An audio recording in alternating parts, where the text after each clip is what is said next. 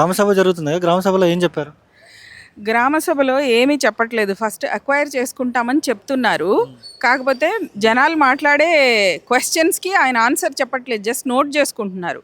So ఇమోషనల్గా అయిపోయి జనాలు ఒక క్వశ్చన్ని 2 సార్లు రిపీట్ చేస్తే లేచి నిల్చున్నాడు, వెళ్ళిపోతున్నాడు. దట్ ఈస్ నాట్, అది కరెక్ట్ కాదు. ఇంకొకటి, ల్యాండ్ అక్విజిషన్ ఆఫీసర్ ఆర్డీఓ. ఇక్కడ ల్యాండ్ అక్విజిషన్ ఆఫీసర్కి ఎంఆర్డీసీఎల్ రిక్విజిషన్ ఏమైనా పెట్టిందా, మీరు ల్యాండ్ అక్వైర్ చేయండి అని?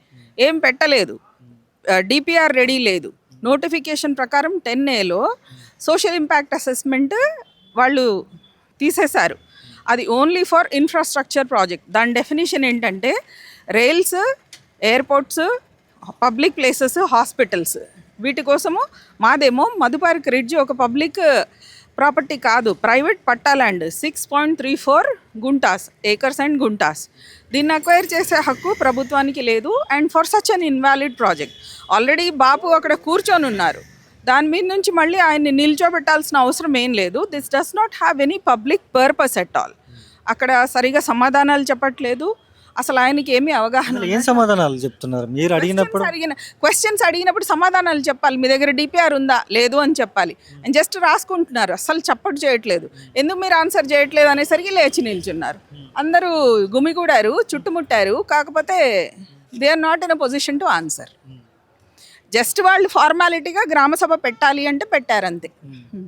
అంటే గ్రామ సభ పెట్టారు, ఖచ్చితంగా కూడా ఇల్లులను కొలగొడతారంటూ కూడా మాట్లాడుతూ ఉన్నారు. దానికి కోర్ట్స్ కూడా ఉన్నాయి బాబు. It's not so easy. మేము లీగల్ యాక్షన్ తీసుకుంటున్నాం. లీగల్ యాక్షన్ అంటే హైదరాబాద్లో చాలా ప్లేస్లలో కూడా మూసీ సుందరీకరణ పేరుతోనే చాలా ఇల్లులు చాలా కూడా కొలగొట్టిన పరిస్థితి ఉంది. మధుపార్క్ రిడ్జ్లో మేము ఉంటున్నాము. అది కట్టిన దగ్గర నుంచి మేము ప్రాపర్టీ ట్యాక్స్ పే చేస్తున్నాం, వాటర్ బిల్లు అన్నీ పే చేస్తున్నాం. అసలు మధుపార్క్ రిడ్జ్కి డ్రైనేజ్ సిస్టమ్ అన్నది లేదు. మా సువరేజ్ అంతా వెళ్ళేసి ఆ కాలువలో పడుతుంది 35%. And next is 65% chemical wastage. ఇది క్లీన్ చేయకుండా, ఎస్టీపీ పెట్టకుండా, ఇనాగరేట్ చేయకుండా, అసలు ఎస్టీపీ ఉంది ఇనాగరేట్ చేయలేదు, మరి గోదావరి జలాలు ఎట్లా తీసుకొస్తారు? ఇట్లాంటివి వసతులు, మాకు మౌలిక వసతులు ఇవ్వాల్సినవి ఇవ్వకుండా మా దగ్గర నుంచి ట్యాక్సెస్ వసూలు చేస్తున్నారు. మేము ఇప్పుడు అది క్వశ్చన్ చేయలేదు ఇన్నాళ్ళు, ఇప్పుడు చేస్తాం. నెక్స్ట్ చేసినప్పుడు దానికి సమాధానం చెప్పాల్సిన అవసరం ఎల్ఏఓకి ఉంది, ల్యాండ్ అక్విజిషన్ ఆఫీసర్కి. సీఎం రేవంత్ రెడ్డి మీకు 7 ఎకరాలకి 7 ఎకరాల ల్యాండ్ కట్టిస్తా, అమౌంట్ ఇస్తా, అందులో మీరు కట్టించుకోవచ్చు అంటూ కూడా మాట్లాడారు. మేము అసలు మా ఇల్లే ఇవ్వనప్పుడు ఆయన 7 ఎకరాలు ఇవ్వక్కర్లేదు, 10 ఎకరాలు ఇవ్వక్కర్లేదు, ఇళ్ళు ఇవ్వట్లేదు ఎవరు. ఫైనల్గా ఏం చెప్తారు రేవంత్ రెడ్డికి?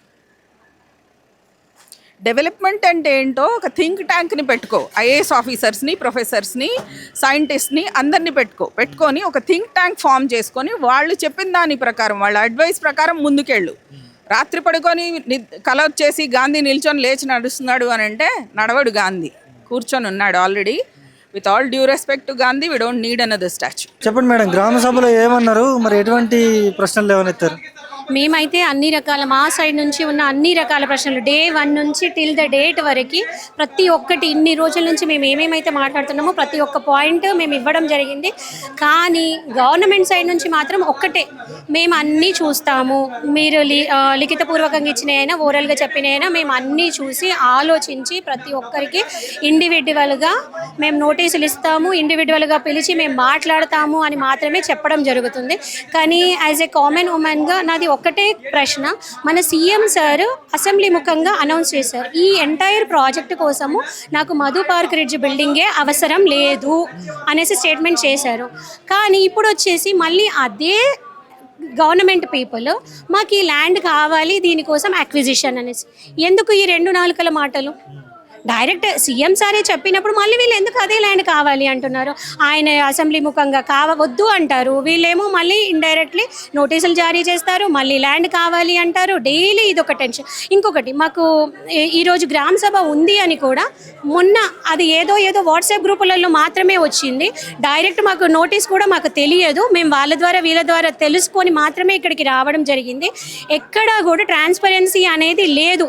ఈవెన్ దో గవర్నమెంటే కానివ్వండి, గవర్నమెంట్ ఎంప్లాయీసే కానివ్వండి, ఎవరైనా కానీ మేము అడిగేది ట్రాన్స్పరెన్సీ. ప్రతి ఒక్క విషయం మీద మీరు ఏదున్నా లిఖితపూర్వకంగా లీగల్గా మాకు అన్నీ చూపించండి. మేము ఇవ్వాలా వద్దా అనేది మేము డిసైడ్ చేసుకుంటాం. ప్రజలకు ఆప్షన్ ఇవ్వండి. మీరు ఏం చేస్తున్నారు, అసలు ప్రాజెక్టులో ఏమేం చేస్తున్నారు అనేది కూడా ఇప్పటివరకు డిపిఆర్ఏ ఇవ్వలేదు. మీరు ఫస్ట్ డిపిఆర్ క్రియేట్ చేయండి, తర్వాత మూసి సుందరీకరణ కూడా కాదు, శుద్ధి చేసి చూపించండి. అప్పుడు మేము ప్రజలను బిలీవ్ చేస్తాము, ఓకే జరుగుతుంది అని చెప్పేసి. అప్పుడు మేము ఆలోచిస్తాము మా ల్యాండ్ ఇవ్వాలా వద్దా, అభివృద్ధి కోసమేనా కాదా. ఎందుకంటే చాలా ల్యాండ్స్ ఇప్పటివరకు తీసుకున్నారు ఒక ప్రాజెక్ట్ అని చెప్పేసి, తీసుకోవడం ఒక ప్రాజెక్ట్ కోసం, చేయడం ఇంకొక ప్రాజెక్ట్. సో మాకు ఎలాంటి నమ్మకం లేదు కాబట్టి ప్రతిదీ లిఖితపూర్వకంగా కావాలి, ప్రతిదీ ట్రాన్స్పరెన్సీతో కూడింది కావాలండి. మేము ఇప్పుడు ఖచ్చితంగా కూడా తీసేసుకుంటారంటూ కూడా మాట్లాడుతూ ఉన్నారు. అన్నీ చెప్తున్నారండి, ఏది ఎప్పుడు ఎవరు ఏం చెప్తున్నారో అర్థం కావట్లేదు, ఏది బిలీవ్ చేయాలనో కూడా తెలియట్లేదు. వాళ్ళైతే ఇండివిజువల్గా మేము ప్రతి ఒక్క పర్సన్కి ఆపర్చునిటీ ఇస్తాము, మీ పెయిన్స్ మాకు చెప్పుకోండి తర్వాత అనేసి అంటున్నారు. మేమైతే మా ల్యాండ్ ఇవ్వడానికి సిద్ధంగా అయితే లేము, వాళ్ళు ఏం చేసినా ఏమి ఇచ్చినా కూడా. చట్టపరంగానే ఉంది మా ల్యాండ్ అనేసి ఇప్పుడు ఆర్డీఓ సారే చెప్పారు. అన్ని రూల్స్ అండ్ రెగ్యులేషన్స్ ప్రకారమే మీ బిల్డింగ్ కన్స్ట్రక్షన్ అయ్యి ఉంది అని కూడా చెప్పారు. అదే అసెంబ్లీలో మన సీఎం సార్ మాత్రం ఇది ఇల్లీగల్ ల్యాండ్ అని చెప్పారు, ఇక్కడ వచ్చేసి లీగల్ ల్యాండ్ అని చెప్పారు. సో గవర్నమెంట్ వాళ్ళే రెండు నాలుకలతో మాట్లాడుతుంటే జనాలను పిచ్చోళ్ళని చేస్తున్నారు అనేసి నా ఒపీనియన్. ఇలాంటిది కాకుండా ట్రాన్స్పరెన్సీ చూపించండి, క్లారిటీగా క్వశ్చన్స్ అడగండి, క్లారిటీగా అన్నీ చూపించండి జనాలకి. ఇప్పుడు ఏమంటున్నారు ఇక్కడికి వచ్చినటువంటి ఆర్డీఓ కానీ వాళ్ళు మీతో ఏమంటున్నారు, మీరు వాళ్ళతో ఏమంటారు? మేము మా క్వశ్చన్స్ అన్నీ చెప్పాము. అసలు మా ల్యాండ్ మీకు ఎందుకు కావాలి, మీరు ప్రాపర్ డిపిఆర్ ఇవ్వండి, ఎస్ఐఏ ఇవ్వండి, ఎన్విరాన్మెంటల్ అవి ఏవి కూడా కాకుండానే ల్యాండ్ కావాలి అనడం కరెక్ట్ కాదు. మీరు అవన్నీ చూపించి ఆ గోదావరి జలాలు ఏదో రిలీజ్ చేస్తా అన్నారు, అది కూడా రిలీజ్ చేయండి. ఎస్టీపీలు కడతారా కట్టండి, శుద్ధి చేస్తారా చెయ్యండి. ఇవన్నీ చేశాక మా దగ్గరికి రండి, అది చూసి మేము బిలీవ్ చేసి అప్పుడు మా ఇల్లు ఇవ్వాలా వద్దా అనేది మేము డిసైడ్ చేసుకుంటామని మేము చెప్తున్నాం. సార్ ఏమంటున్నారు, మీరు ఎందుకు స్ట్రెస్ తీసుకుంటున్నారు, స్ట్రెస్ తీసుకోకండి, మేము మిమ్మల్ని పర్సనల్గా కలుస్తాము, మీ కోరికలని మాకు చెప్పండి, మీరు ఇప్పుడు ఉన్నదానికంటే మేము బెటర్మెంట్ ఇవ్వడానికి ట్రై చేస్తామని సార్ అంటున్నారు. అంటే పర్సనల్గా కలవడం అంటే ఏంటి, కొంతమందికి ఒక రకంగా కొంతమందికి ఒక రకంగా మాకు కూడా అర్థం కావట్లేదు. మేము ఇప్పుడు మా క్వశ్చన్స్ అన్నీ మేము ఒక పేపర్ మీద రాసేసి మేము అన్నీ ఇచ్చేసాము. అవన్నీ చూసి వాళ్ళు పిలుస్తారంట, ఒక్కొక్కరిని పిలిచి మాట్లాడతారు అంట, ఇండివిజువల్గా నోటీసులు ఇచ్చేసి ఇండివిజువల్ పర్సన్ ఓనర్స్ని పిలిచి మాట్లాడతారంట. ఏం మాట్లాడతారు అనేది మాకు క్లారిటీ లేదు, ఏం చెప్తారు అనేది క్లారిటీ లేదు.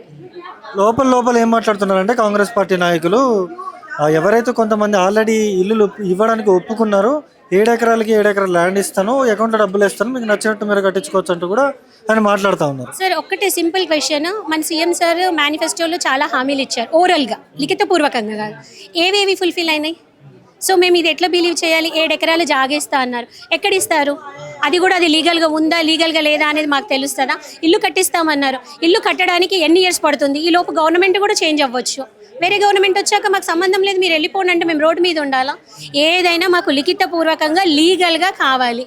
అది పూర్తి నిజంగానే ఆయన ఇవ్వదలుచుకుంటే 7 ఎకరాల ల్యాండ్ మాలాగానే ప్రైమ్ లొకేషన్లోనే చూపించమనండి, అది మాలాగా స్టాండర్డ్ కన్స్ట్రక్షన్ అయ్యి ఉండాలి. ఇందిరమ్మ ఇల్లు మాత్రం వద్దు, మాకు పొరపాటు కూడా వద్దు.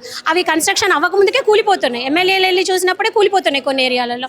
అలాంటివి మాకు అవసరం లేదు, మాది ఎంత కన్స్ట్రక్షన్ బాగుందో అంతే ఇదిగా కన్స్ట్రక్షన్ చేయించమనండి. అవన్నీ పూర్తి అయినాక ఎలాంటి లిటిగేషన్స్ లేకుండా మమ్మల్ని యాజ్ ఇట్ ఈజ్ ఇలా షిఫ్ట్ చేస్తే ఓకే, మాకు ఎలాంటి ప్రాబ్లం ఉండదు.